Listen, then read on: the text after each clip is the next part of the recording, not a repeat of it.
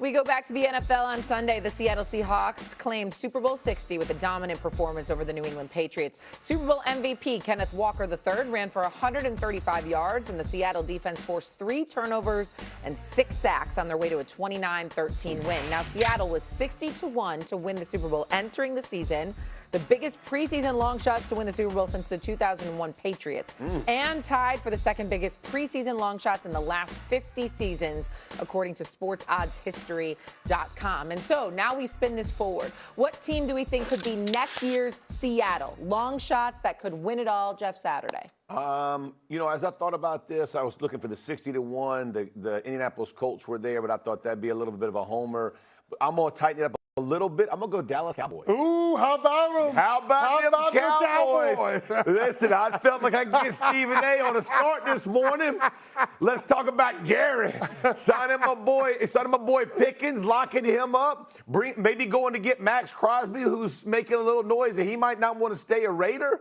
Go get a pass rusher, help himself on the back end. Got a coordinator down there, some changes. All of a sudden, we got a team that can score a bunch of points. Dallas is 30-1, ain't quite 60-1, but we'll take money where it's earned. You know what I mean, Stephen A? I don't know what you mean. I don't know what the hell you're talking about. I personally think you need to be drug tested. Something wrong with you. Something wrong with you. Ain't no way in hell.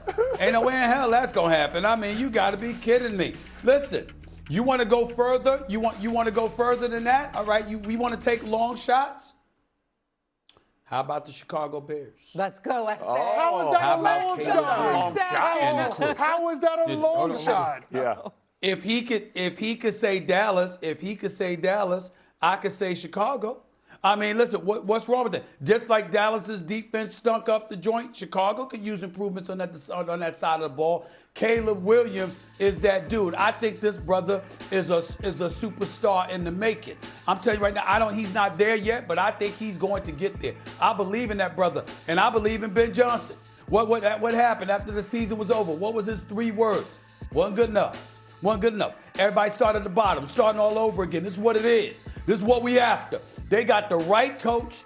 They got the right quarterback.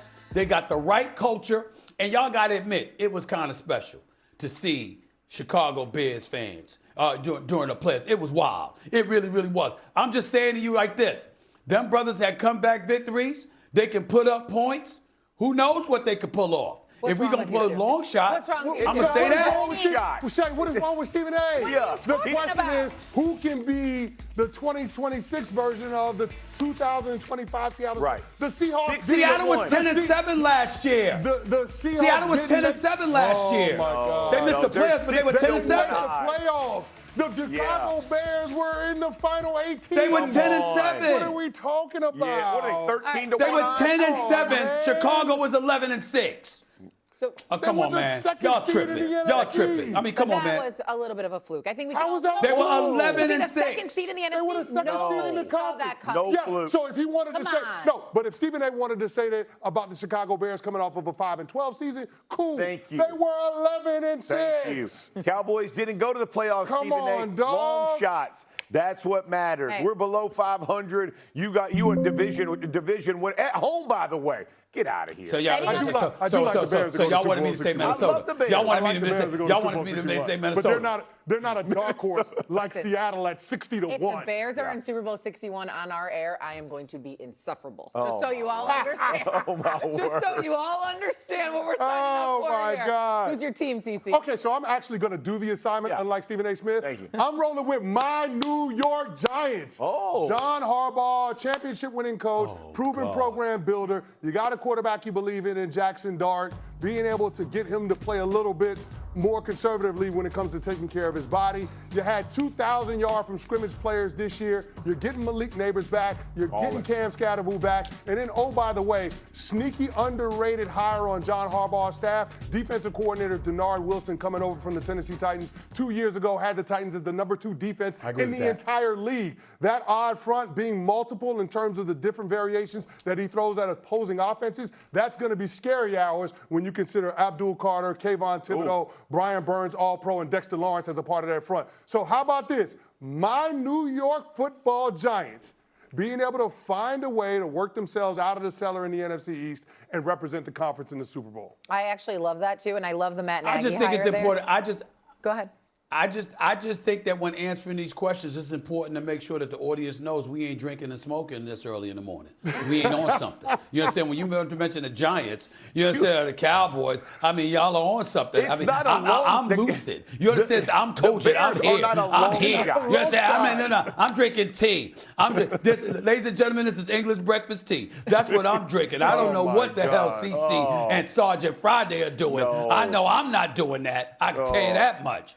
Y'all Anyway. got to be crazy. And Cowboys and the I actually Giants. agree with Stop Cece it. on this one. I think Stop the Giants is a good one. I was saying I love the Matt Nagy hire. I remember when he worked with Mitch Trubisky in Chicago on sliding and getting out of bounds, and that's something that obviously their quarterback could use a lot of help with in Jackson Dart. So One of the other you things you hire gotta remember- Nagy because he's teaching. You hire Nagy because he's teaching them how to play baseball in the NFL, huh? That's No, what you're he's- doing, he's Shay? gonna Because you're teach them teaching not how to to play get- baseball. not Just to be slide. concussed Just half the slide. season. Really? He's just stirred up Come right on now. He now. just stirred Come up. on now. He picked like the team with like the third best odds in the NFL as a long shot. I mean, how is that a long They shot? ain't the third best odds. That's on. the point.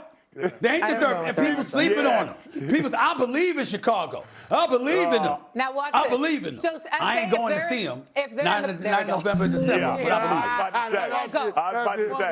He's like, why don't we take the show on the road to Chicago? He's like, I'm not going. You can go.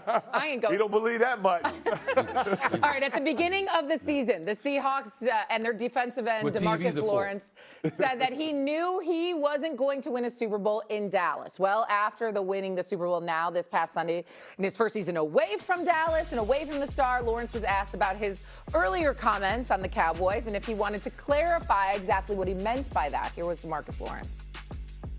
I appreciate all my fans that supported me through it all. But at the end of the day, players win championships, not team. Not logos. So don't never get it twisted. Focus on celebrating with my guys, enjoying this moment and leaving the past where it's at. At the end of the day, I'm a Super Bowl champion now. I don't have to, even worry about situations like that no more. That situation is below me. I'm a champion. What are we talking about, really? Doesn't have to worry about situations like that anymore. That situation is below me, said DeMarcus Lawrence. And in his first year out of Dallas, did you think his comments were fair or foul? Fair. And this is coming from somebody that played for the Dallas Cowboys once upon a time. And I will say this, when you play for the Dallas Cowboys, you are treated like you won the Super Bowl each and every day.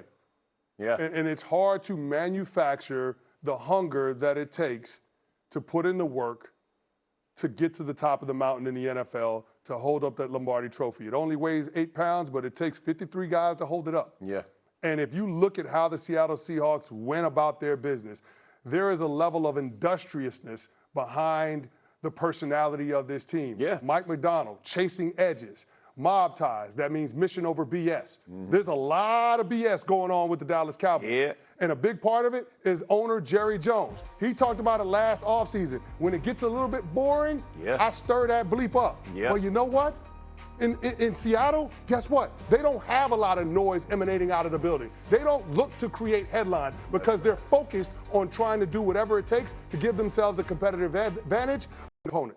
And that's the thing that people have to understand about trying to succeed at the highest level in the NFL. It is monotonous. It is difficult. And you have to be focused and you have to be locked in. And most importantly, you don't need the people at the top of the organization starting fires that the players and coaches have to put out by answering questions about speculation. They don't have that in Seattle. Yeah.